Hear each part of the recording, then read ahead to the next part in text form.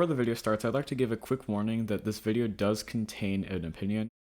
So when it comes to Star Wars, most people can agree that the original trilogy is probably the best, or at least a pretty decent movie trilogy.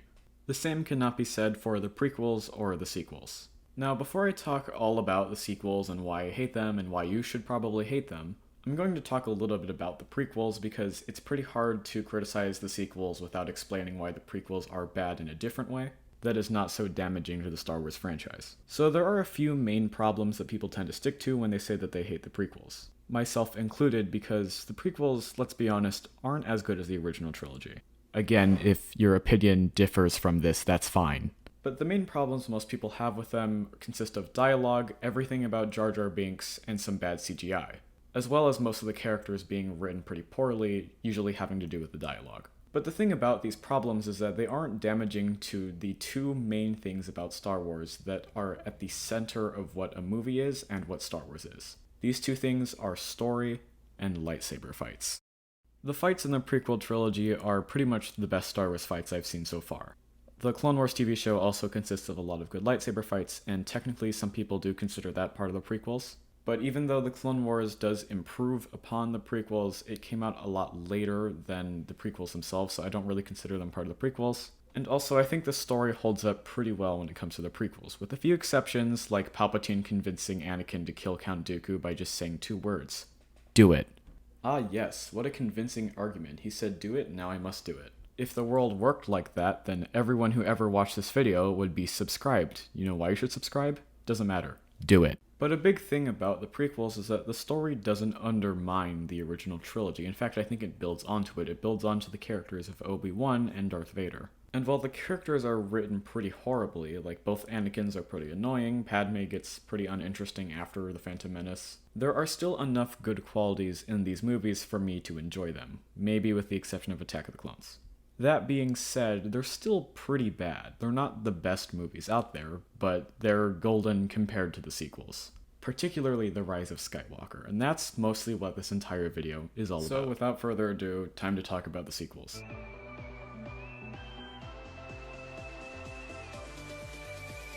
The movie in the trilogy is Episode 7, The Force Awakens, whatever you want to call it. Despite all of its flaws, I do think that this isn't a bad movie. I do think that it's a good way to start the trilogy, even though there are a lot of big problems with it. The biggest and most overwhelming problem is that it's so obvious that they are just taking everything from A New Hope and just copy and pasting it into this one. And this would be mediocre. Like, if the sequels were just carbon copied from the original trilogy, that wouldn't be bad, and that wouldn't be good, in my opinion. Actually, it'd be a little bad, because, we had a lot of potential, but whatever. But the biggest plot hole or problem is the Empire just comes back out of nowhere under a new name and a new logo that has more red in it. So we're in the opening credits of the first movie in this trilogy, and that already undermines part of the accomplishments in the original trilogy. This movie also ruins any chance of having Han, Luke, and Leia all on screen at once, one more time. I guess it is technically possible for that to happen in another project that takes place in between Return of the Jedi and The Force Awakens, but that's not going to be possible for a very long time because Carrie Fisher died, and I will give this trilogy a pass for that because they couldn't control that. We would have to wait a very long time to see anything resembling Han, Luke, and Leia on screen again together, and even then it would have to be with deepfakes and things, so it wouldn't really feel the same. This movie also pretty much stars Rey as the main character. This is the first time that we've actually had an entire trilogy led by a female main character, and while that's great and all, it does kind of have a few downsides. Now, the idea of having a main female character, whether it's the main antagonist or protagonist, is a good one. The problem is all of the little things you have to jump over as a Hollywood studio to avoid certain problems when this happens. One of those things is that a guy cannot beat up a girl in a movie. In a modern day movie, that's just not allowed to happen. I challenge you to pause the video and think of 3 movies that haven't completely flopped. I mean, like movies from actually big companies, not just some random movie that your cousin made when you were in middle school. I challenge you to think of 3 movies where either a male villain beats up the female protagonist or a male protagonist beats up a female antagonist. Now, this isn't all bad. Obviously, they want to avoid certain imagery like that, but there's a good way to avoid that and a bad way to avoid that. Let's take a movie that is generally pretty well accepted. Let's say Thor Ragnarok. Now, Thor Ragnarok is a pretty good movie, I'd say. I think a lot of people agree with that. If you don't, then I don't know.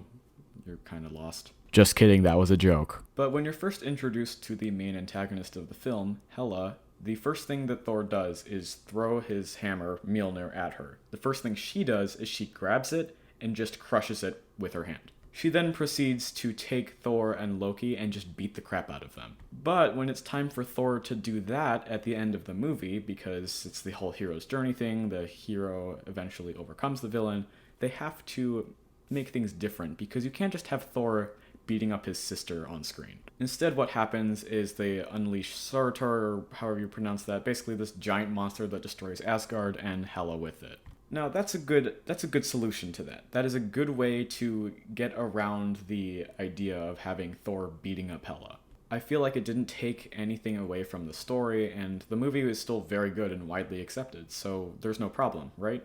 Yeah, you would be right. The problem is when movies like The Force Awakens try to do the same thing, but when they jump around hurdles that you have to do when you're movie making, it's not done well. Instead, you have Rey beating up a Sith apprentice at the end of the movie, and just throughout the entire movie. There is no point where I thought that Kylo Ren was an actual threat to Rey and in any way, shape, or form. Every time they are confronted, with the exception of once, just so she can get captured and break herself out, even though other people were coming to break her out, she bests him in everything. Mind probe, she even makes a Jedi mind trick. All this stuff happens without her having any training. If you look back on A New Hope, Luke doesn't actually do anything Force sensitive. The only thing he does is when he blows up the Death Star, he kind of uses the Force a little bit. Once. That's the only time he ever even uses the Force at all. The only other time anything remotely Jedi related that he does is when he picks up a lightsaber for like 10 seconds at the beginning of the movie. Rey might as well be a master already. I mean, she bested a Sith apprentice and has zero training. It doesn't matter if you're a Skywalker, it doesn't matter if you're a Palpatine, it doesn't matter if you don't come from an important bloodline in the Star Wars story.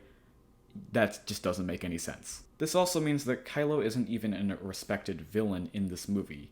Like, from the very start, you think, oh yeah, this guy, he's not messing around. With Darth Vader's intro, he walks in over a bunch of dead bodies. So you can tell he's an intimidating villain, he's not messing around here. With Kylo, it's a pretty similar thing. There's a burning village, he walks up, he kills this old guy, and then immediately Poe doesn't take him seriously. And bam, that's the moment where Kylo Ren is no longer a respected villain. Because these characters aren't afraid of him. They just kind of take him as a joke. And even though Kylo is sort of a threat to them, it doesn't feel the same as Darth Vader or pretty much any other character.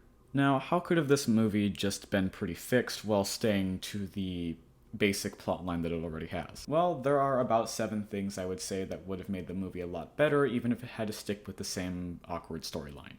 Number 1, Kylo should have been a more respected villain from the start, more secretly conflicted, and only reveals his face when he finds Han to highlight that moment. And no temper tantrums. Those were kind of funny, but just no. Number 2, have Poe not disappear and just come from nowhere later in the movie for some reason. This way, he can be the pilot that helps them escape off of Jakku, which is a Tatooine ripoff, by the way.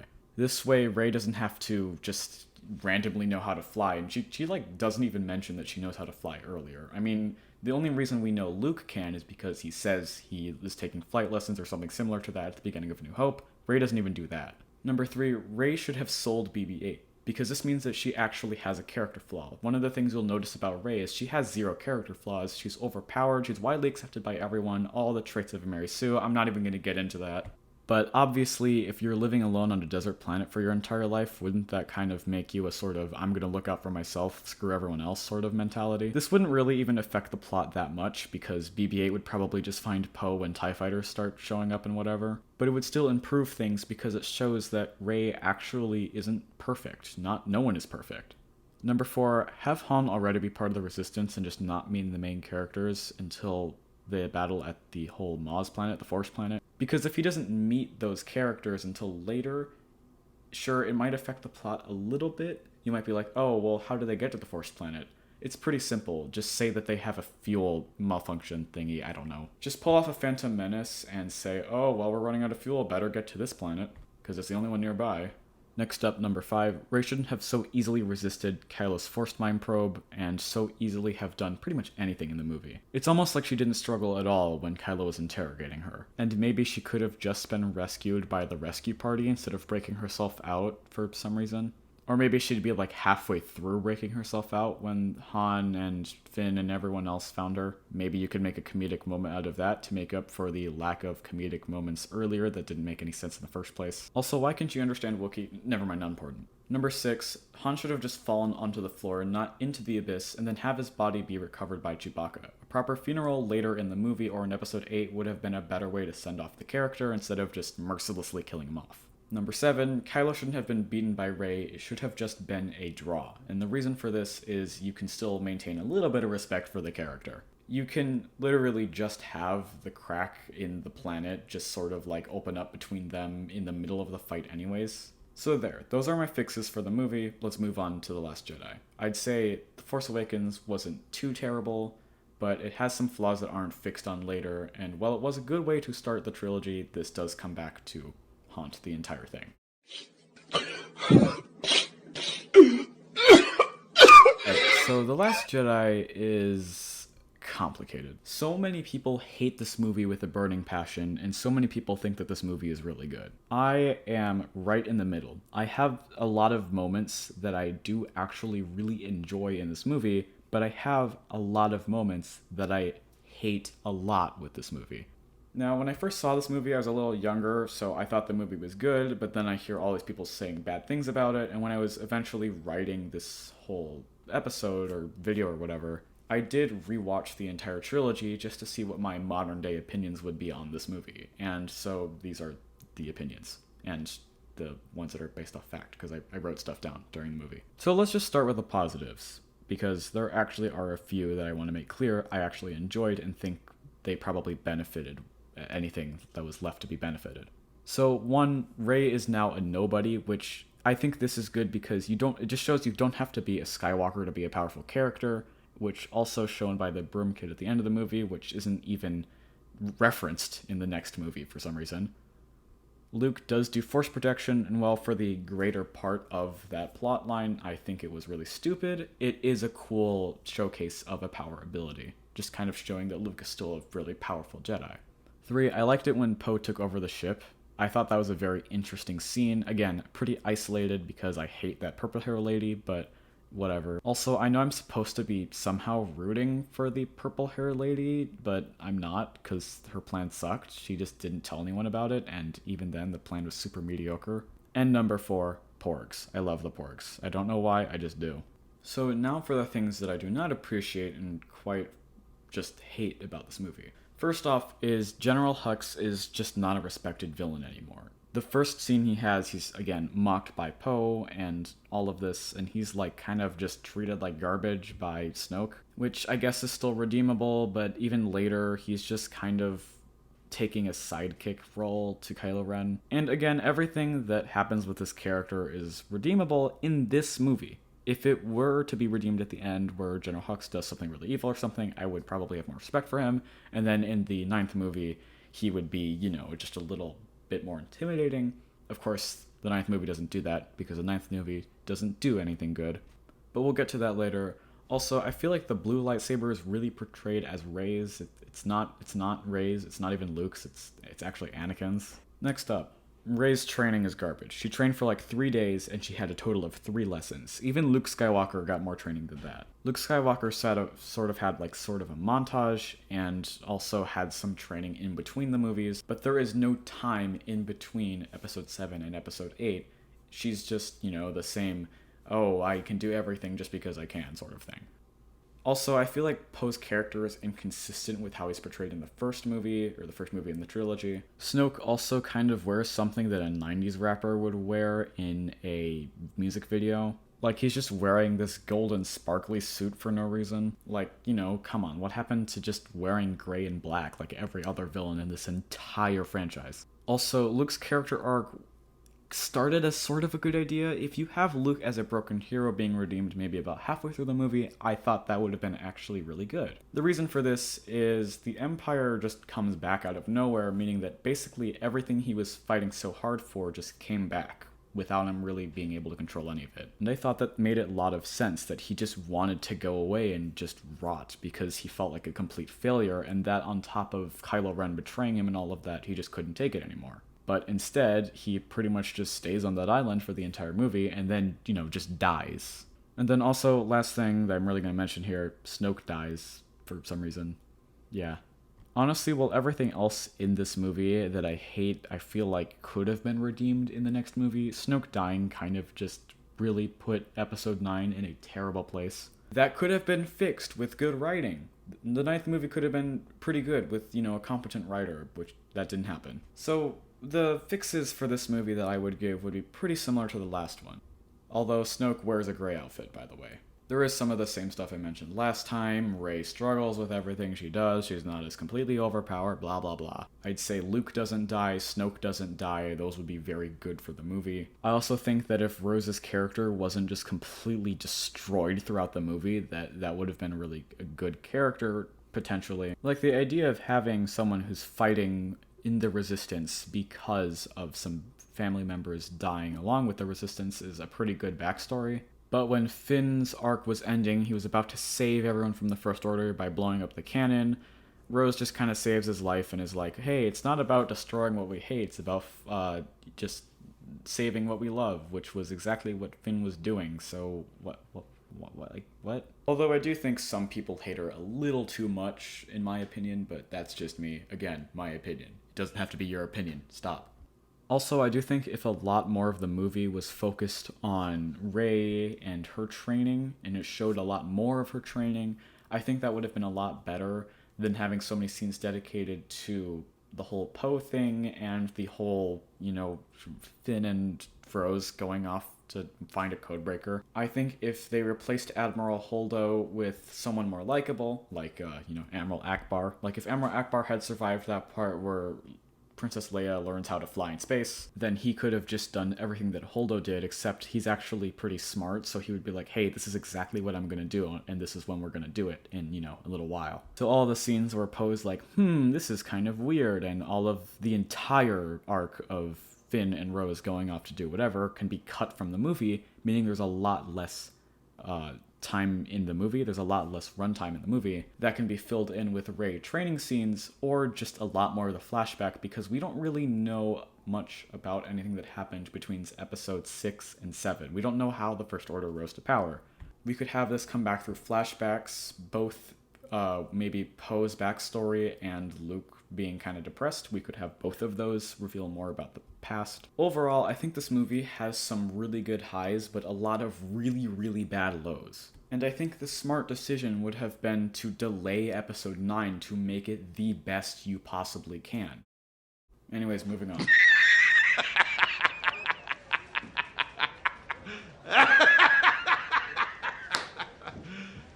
You serious? So there are big and small problems with The Rise of Skywalker. There are a lot of problems, and I'm going to try to sum them all up in a couple minutes. Okay, so starting with the big problems. Number one, Emperor Palpatine comes back. That's really stupid. Not only because it doesn't make any sense, there's zero explanation for why. The only explanation is him saying, oh, the dark side of the Force is a path to many abilities, some considered to be unnatural. That's literally the entire explanation. It's not even an explanation. It's just a line from the prequels. This also completely undermines what was left of the original trilogy, because guess what? Now all of Darth Vader's accomplishments don't matter, and Luke and Anakin are no longer the chosen ones. Oh my goodness, now Rey is. Also, the final battle could have been improved so much. Oh my goodness. It could have been improved so much if they had just done more with the Force Ghost calling out to Rey.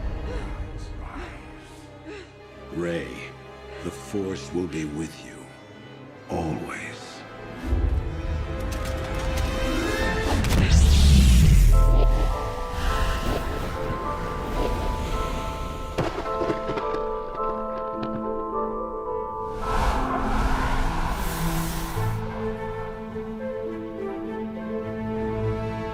Let your death be the final word in the story of rebellion.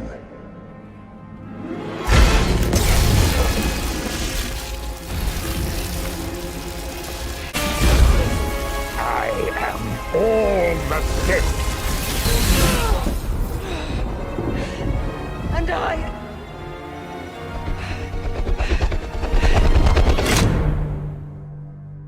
I'm all the Jedi.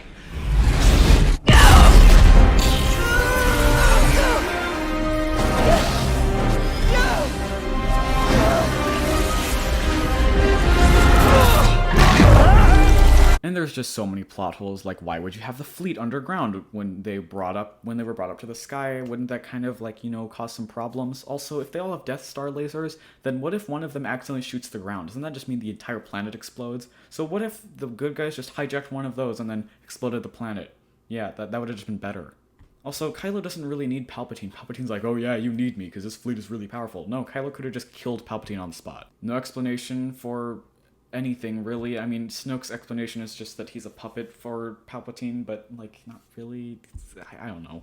Rey is still portrayed as a better pilot than Poe, even though that makes no sense. Rey has been trained, so now there's an actual reason for being a strong Jedi, but it still is a little too overpowered. Once again, I will mention, it's not Luke's lightsaber, it's not Rey's lightsaber, it is Anakin's lightsaber, and why do they have to bring back the lightsaber? It doesn't even make any sense. Just have her own lightsaber that she builds. You can even have it be the orange and yellow color. That way you can advertise it in the trailers and make people hyped for this movie. Finn says, wait, I never told you. And then after they survive the encounter with a quicksand, he's like, oh, I forgot. Also, you can't have sand above air. Why is there quicksand above air? And then they coincidentally find the dagger that they need below that, and the list goes on and on and on. In fact, I'll put my complete list, or it's incomplete because not everything I hate about this movie can even fit in the description of a YouTube video, but I will put a lot of the things I hated about this movie in the description. The two other things I'm going to mention are they try to copy Avengers Endgame. They really try to have their Endgame moment with Lando so hard, and it just doesn't work. You don't have all of the build-up to it. You just try to do it out of nowhere. I've seen some people really like the scene where Kylo talks to the Force Ghost of Han, except, hold on, wait a minute. Han isn't Force sensitive. That's not a Force Ghost. That's just Kylo Ren having a schizophrenic episode. Also, Rey, you're not a Skywalker. First off, you didn't get your hand chopped off, and you're literally not a Skywalker. Stop pretending to be so. Identity theft is not a joke. And I would say that there are positives to this movie, but there are none. And I would say that I could probably fix this movie with the same plot, but the plot doesn't even make sense. If I had to completely redo this entire movie, that would have to be in a completely separate video because that would take an hour and a half to explain. And it's unreal how this movie exists. It feels like we're in an alternate reality from some prime timeline, where the movies were actually half decent. There are so many management flaws with this movie, I don't even understand how this happened. There are so many management flaws with the entire trilogy of these movies. And here, I'm going to talk about them now. First up is, instead of taking a legend storyline or the sequel trilogy of, I think, comic books or something like that had already been in place, instead of taking something from that after decanonizing all of the Legends books and games and whatever, they decided to make their own storyline, which would have been okay, if they did it in a competent way. But instead, they hired the director of Lost, the J.J. Abrams, who is pretty much famous for, not concluding storylines. Yeah, that guy, they decided to have him conclude the entire Star Wars saga. And I say conclude with air quotes, you can't see me right now, but they're for sure going to make another trilogy. They're going to make a fourth trilogy at some point. I know it's coming. And you can bet it'll be terrible. They also just kind of tried to have a creative send-off because they didn't have a roadmap. So originally, J.J. Abrams was going to direct The Force Awakens, Rian Johnson was going to direct The Last Jedi, so both of them actually directed their movies, and then some other third guy was going to direct the 9th movie, but then they didn't because they left or something. I can't remember their name for the life of me. But because these directors pretty much get to do whatever they want as long as it fits with Kathleen Kennedy's vision, which, really didn't align with the original Star Wars vision, then they could do whatever they want. So this ended up just having all of the characters from the original trilogy, with the exception of Chewbacca, just die. There were so many chances where this could have gone better. There were so many chances for this trilogy to do better, for this trilogy to be a better trilogy, to be comprised of better movies. But it's not. And even if you like both The Force Awakens and The Last Jedi, I don't see how you can like The Rise of Skywalker. I can see how you can like The Force Awakens, I could see how you could like The Last Jedi, possibly. But no matter what way you look at it, The Rise of Skywalker is just not written well. It's just plot hole after plot hole, mistake after mistake with The Rise of Skywalker, and I'm just kind of done. I do think that it is possible that history will look back kindly on The Force Awakens and maybe even The Last Jedi, the way that the prequels are looked back on with more kindness nowadays. But the problems with the sequel trilogy are very different to the problems with the prequel trilogy. But I don't think Star Wars has the same momentum that it has before in the past. Sure, it'll still be a popular franchise, but I don't think it is the most classic popular franchise that people will grow up with in the future. I think right now that might even just be the Marvel Cinematic Universe. There is still potential for the future of Star Wars. I do think things like the Kenobi Disney Plus series are probably going to be pretty good. I'll definitely review them when they make their way to actually being released. Although Indiana Jones is probably screwed because they're trying to make another Indiana Jones movie. And I just can't see that going well. Maybe I'm wrong, but I'm probably not. I cannot see that going well. I think Indiana Jones is probably just the next in the line of just stuff that Disney wants to reboot and then does terribly on. That being said, thanks for watching. Click every button you see below this video except the dislike button, so just like, subscribe, comment, whatever, I don't care. Alright.